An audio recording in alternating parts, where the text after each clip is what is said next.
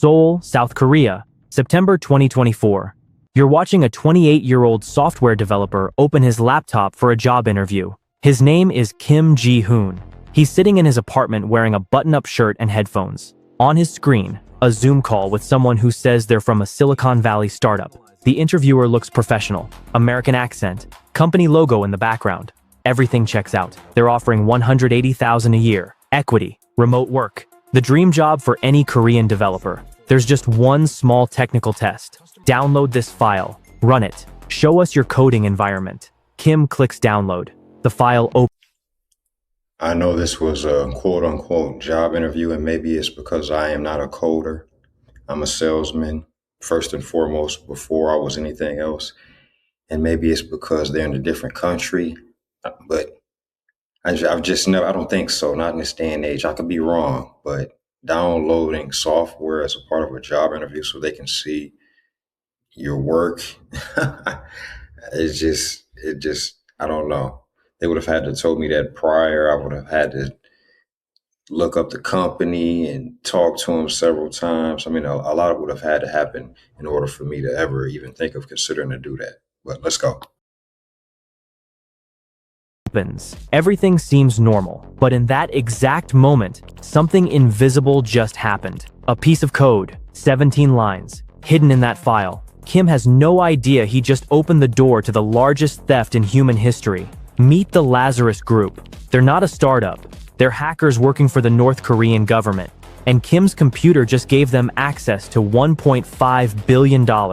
Here's what makes this insane. In 96 days, that money will be gone. Stolen, laundered, funding nuclear missiles. But right now, Kim is smiling at his interviewer, thinking about how he'll tell his parents, about the apartment he'll rent, the car he'll buy. He doesn't know that in exactly 4 months, the FBI will knock on his door, asking questions he can't answer, because the biggest heist in history just started, and Kim was patient zero.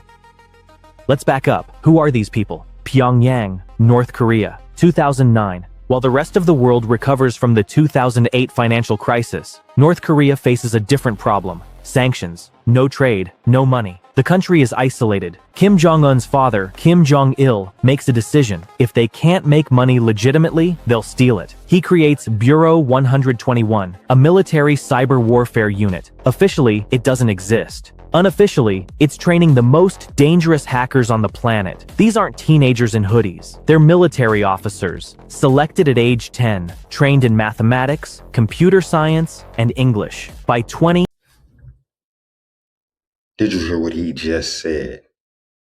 They are picked and selected at the age of 10 years old. We're talking 5th grade. And from then on, they are taught and trained math, science, everything on one objective and one objective only. That is to become a proficient hacker. Think about this. You got these groups of young boys, schools of young boys, and maybe some girls too. I'm sure there are a few girls in there. And they're trained hackers, and they're using them to commit crimes all over the world. This is serious shit. You need to realize this. This is not just some one-off story. This is a movement, a living, breathing movement. And there are several lessons in this. Number one, never leave your crypto on whatever exchange you have it on, where you bought it. I don't care if it's Coinbase, crypto.com. It does not matter, because doing so is what opens you up to having everything that you own stolen from you. Do you understand? And the only way to protect your crypto and everything that you own is to have your own cold storage wallet. All right. Luckily for all of you, we are partners with 2 of the leading worldwide manufacturers of crypto security. And I am speaking, of course, of Ledger and Treasure. All right. And you have to get your own wallet. What you do, you take your crypto off of whatever exchange you have it on, you put it on your wallet, and that way you are the only person in the world that has access to your crypto. Otherwise, you can be subject to anyone taking everything you have. It's the only way. And I've been talking about it for 5 years as of this month. As a matter of fact, today, I'm proud to share with all of you our brand new cold wallet guide for beginners. All right. We've been working on it for over a month, but we finished it up this weekend, and here you are. Have at it. Look, how to protect your crypto before it's too late. A plain English self-custody security guide for new crypto holders. Now, this is a combination of my 6, 7 plus more years in crypto, all right, and owning several wallets myself. It's all condensed. It's very detailed. I couldn't put it in 2 pages. I'm sorry. My brain just doesn't work like that. It's just a lot more than that, but it's not 100 pages either. Look, inside the guide, you're going to learn the difference between cold and hot wallets, the ledger and trezor basics, common mistakes that put your crypto at risk. And this is just scratching the surface. Look, let me show you something else. What's included? As you see here, digital PDF guide, beginner friendly, step by step, 20 plus pages, gentlemen. They're experts, and they have one mission: steal money, lots of money. Their first major success comes in 2014. They hack Sony Pictures, steal confidential emails, leak unreleased films. Why? Because Sony made a comedy about assassinating Kim Jong-un. The attack costs Sony $100 million. The world laughs, but intelligence agencies notice something terrifying. North Korea can reach inside American corporations and do whatever they want. In 2016, they go bigger. They hack the Central Bank of Bangladesh, try to steal $1 billion from the Federal Reserve Bank of New York. They get $81 million before someone notices. How did someone notice? A spelling mistake. The hackers wrote "foundation" instead of "foundation" in a transfer request. A bank employee got suspicious. $81 million stolen because of excellent hacking and terrible spelling. But Bangladesh is just practice. By 2022, Lazarus develops their masterpiece, the supply chain attack. They don't hack companies directly anymore. They hack the tools those companies use, the software, the infrastructure, the people, and they're about to use it on the biggest target yet.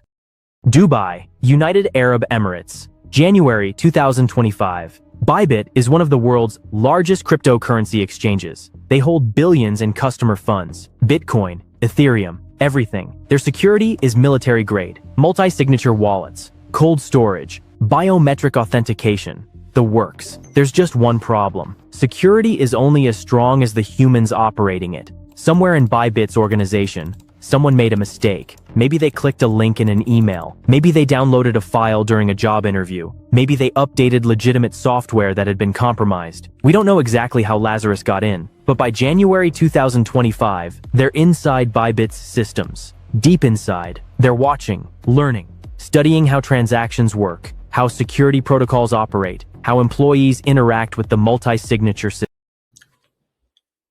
Look at what we're talking about. These little young bastards have hacked into one of the largest crypto coin exchanges in the world. And they're studying their entire system, everything, transactions, features, security, new customers, money flowing, everything. They're doing this literally 24 hours a day. All right. So what do you expect to happen? What do you think would happen to you if you leave your little money on the exchange? I mean, really, think about it in big picture terms.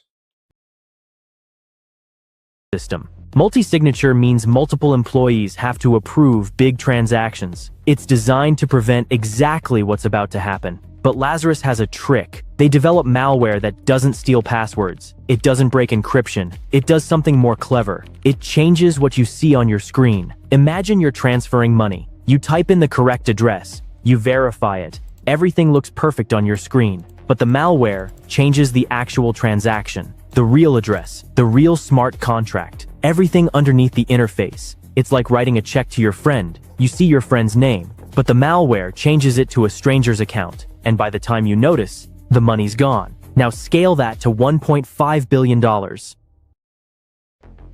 February 21st, 2025, 2:47 a.m. Dubai time. A Bybit employee receives an automated notification, a routine transfer from cold storage to hot storage. This happens regularly, moving funds from ultra-secure offline wallets to more accessible online wallets. Standard procedure happens dozens of times a month. The employee opens the transfer interface, checks the address, correct, checks the amount, correct, verifies the smart contract, correct. Everything looks perfect. One of those employees is Ben Zhou, the chief executive officer of Bybit. He's not some low-level worker. He's the man who built this company, who designed these security protocols. And right now, he's looking at his screen, verifying a routine transfer. Everything appears legitimate. The address is correct. The amount is correct. The smart contract looks clean. He approves the transaction. He has no idea he just authorized the largest theft in human history. Think about that. The chief executive officer himself, following every protocol, doing everything right, and still getting played. That's how good this malware is. Other employees receive the same notification. They verify independently. All see the same information. All approve. This is multi-signature security working exactly as designed. Multiple people checking independently. The transaction goes through, and $1.5 billion disappears. Nobody notices. Not yet. The malware masked everything perfectly. The signing interface showed the correct address, but the underlying smart contract was compromised. The funds transferred to a wallet controlled by Lazarus, not in large chunks. The malware split it automatically. Within 2 hours, the $1.5 billion is divided into 50 different wallets, each holding approximately 10,000 Ethereum. Why 50 wallets? Why 10,000 Ethereum each? Because moving $1.5 billion in one transaction would trigger every alarm on the planet. But 50 smaller transactions? Those blend into the thousands of legitimate transactions happening every hour. By sunrise in Dubai, the money is scattered across the blockchain, and Lazarus is just getting started. Final words. Lazarus is just getting started. Now, there's a lot more in this episode. I'm going to leave a link to the original video so you guys can all go there and watch it, support the channel. I use it as educational purpose tools only.